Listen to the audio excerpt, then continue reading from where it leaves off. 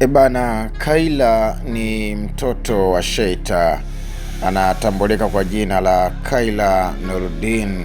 Unaona bwana, official ni mwenyekiti wa chipkizi CCM Taifa.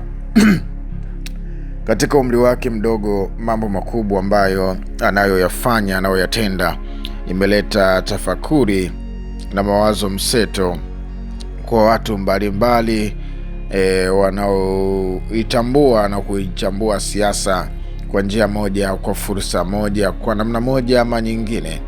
Kayla amepewa maua yake na katibu wa chama hiki hapo katika upande wa UVCCM wale vijana, na kusema kwamba Kayla ni binti ambaye ameanza kulelewa na Chama cha Mapinduzi akiwa bado mtoto mdogo na hatimaye baadaye kuweza kuwania nafasi ya wenyekiti wa CCM Chipkizi Taifa na kuweza kushinda kwa kishindo kikubwa.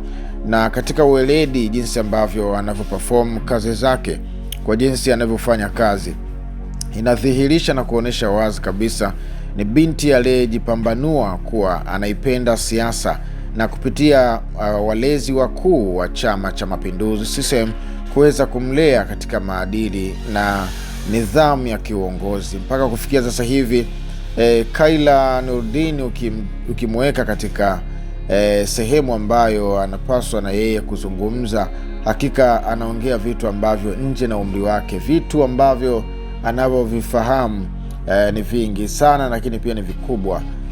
Kwa hiyo Chama cha Mapinduzi kawa kimesema kwamba mwenendo wa kuweza kumwandaa kiongozi hauanzii tu katika ngazi za juu zaidi, ila isipokuwa inaanzia katika ngazi za chini, wakianzia na kata, wilaya. Unaona bwana, ukianzia na vijijini huko, kata, wilaya, unaona bwana, mkoa, baadaye kwenda kikanda na kuweza kuifikia level ya kitaifa.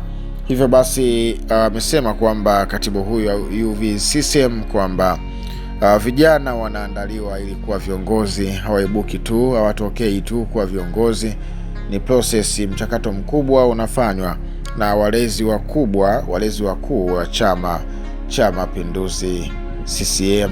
Hivyo basi, kwa mujibu wa maelezo, na inasemekana kwamba si rahisi kuwa katika nafasi ya uongozi au katika cheo fulani kama uwezo unakuwa haupo, au kitu ambacho hakijajipambanua kwako kwa ajili ya kuweza kuwahudumia wananchi au kuweza kukilinda na kukitetea Chama cha Mapinduzi, yani katiba ya chama hiko. Na nafasi za juu zaidi wanatakiwa wakae watu walipitia michakato na prosesi nyingi, naona bwana. Lakini wakati mwingine mtu anaweza asipitie chipkizi, lakini akaibuka katikati hapo na akaonekana kuwa anafanya vizuri zaidi. Wote hao ni muhimu na wanapewa kipaumbele kikubwa zaidi na Chama cha Mapinduzi CCM. Hivyo basi, kupitia hii taarifa, wewe kijana ambaye uko mtaani, binti mdogo na ndoto na wewe siku moja kuwa chochote, sio lazima uwe mwanasiasa, una ndoto ya kuwa chochote, basi anzia hapo ulipo kuweza kufika kule ambako unataka kufika. Anzia hapo ulipo uweze kufika mbali zaidi katika kuhakikisha unafikia malengo na ndoto zako zinaweza kutimia katika kiwango kikubwa kweli kweli.